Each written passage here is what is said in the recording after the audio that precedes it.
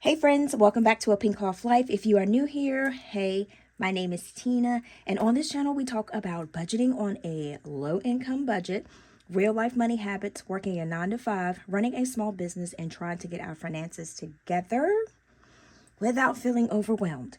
But before we get into today's video, go ahead and hit that subscribe button, guys, and turn on your notification because I post realistic money content for real life people, especially if you're living paycheck to paycheck or starting 2026 off with not a lot. Now, this is not a cash stuffing video today. This is more of a real talk, sit with me video.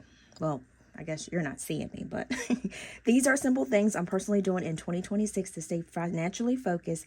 Nothing fancy, nothing unrealistic, and no, just make more money advice, okay? Because I know sometimes we'll say you'll have to make a little bit more money to survive, but sometimes people don't have that extra outlet to make extra money.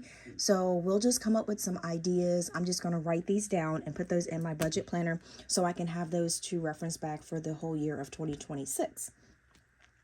All right, so let's go ahead and start with our tip. And I'm just going to take this piece of paper. I just cut this out, punched it on the side, and this will go in my budget planner.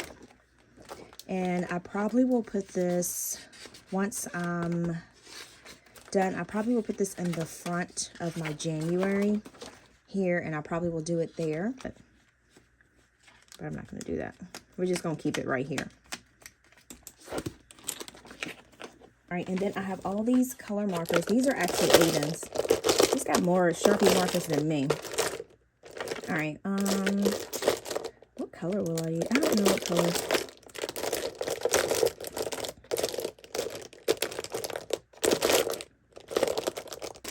All right, so tip number 1. We're going to just put 2026 tips. And then let's just do money. Okay, so let's do tip number 1, which is 1 financial focus per month.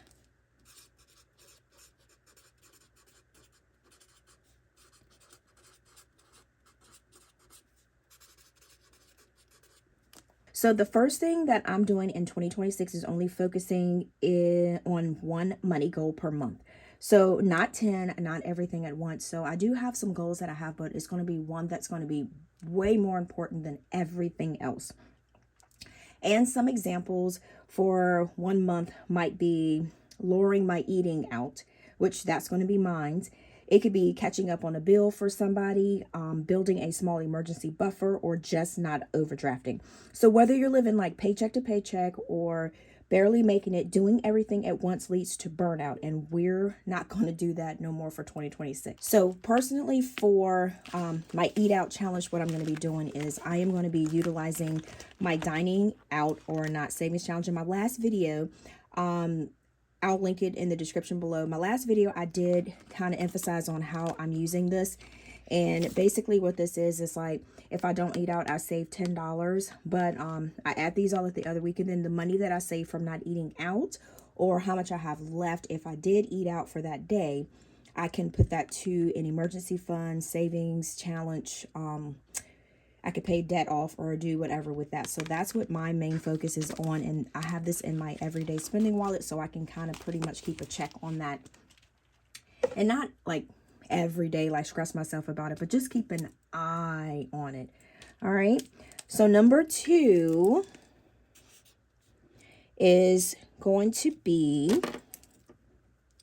I can't get the top off. I got lotion on my hand. Tracking spending without obsessing. So basically, let's talk about that. That is the second thing that I will be doing for this, is tracking my spending, but not obsessively. So I'm not going to be checking my account 10 times a day to see if I have a debit that comes out. I'm going to do a weekly check-in. I look at what I spent and I ask myself, was this necessary or emotionally?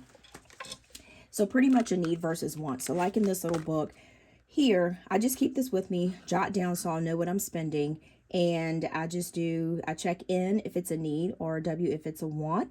And no shame, just awareness. So this is just to make me aware of what I've spent for the day, for the week. Not nothing over the top. If I miss something, if I miss a day, if I miss a week, it's okay. What I'm going to do is flip over to the next page, and I'm just going to pretty much just continue and not make it obsessive for my budgeting. Some of the items that I'm using in the video, these are from my shop, so I'll put the link in the description box below, which is www.APinkeClothlife.co.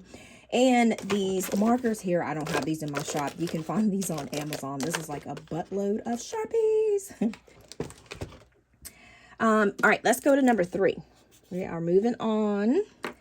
Okay, so planning for real life events.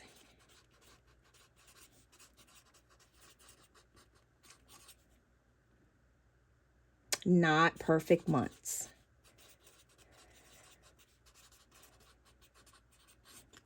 So something that changed my finances completely was planning for real life. I budget for being tired. I budget for being busy. I budget for convenience, because pretending I'm going to cook every meal and never spend money, it's a lot, okay? And my bank account knows it, and it's like, first of all, be real with yourself. All right, let's go to tip 4. We are moving on, guys. Okay, having a low money routine.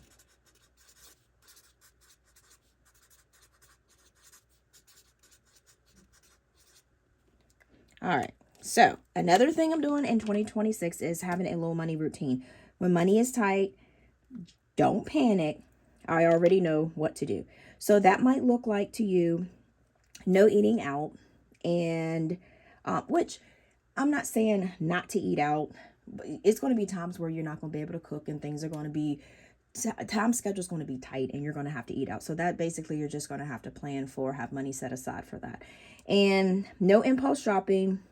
But I do say no impulse shopping, but I do sometimes, if I feel like if something's going to help me with my budget, or if something's going to help me save, now I will grab that and I will buy it. And that usually helps me save a little bit more. Checking what I already have. So like an example was, I want to do the 3x5 index card note system. I don't know if you guys know it, where you schedule your tasks for the morning.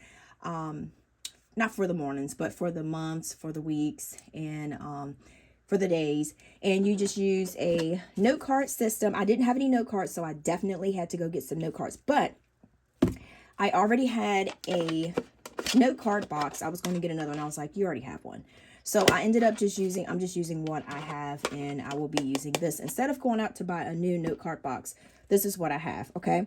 So that's pretty much what I said. And then I said that in my other video too, that I was checking what I already have. So this routine pretty much keeps me from spiraling out of control, okay? All right, so let's go with tip number 5. Last one. Okay, so we're going to do separating progress from perfection. All right, and this is the last thing I just said that I am doing to remind myself that progress counts even if it's small. So saving $20, savings no matter, starting over matters. So you have to keep positive. Give yourself grace. You don't have to be perfect to be financially responsible.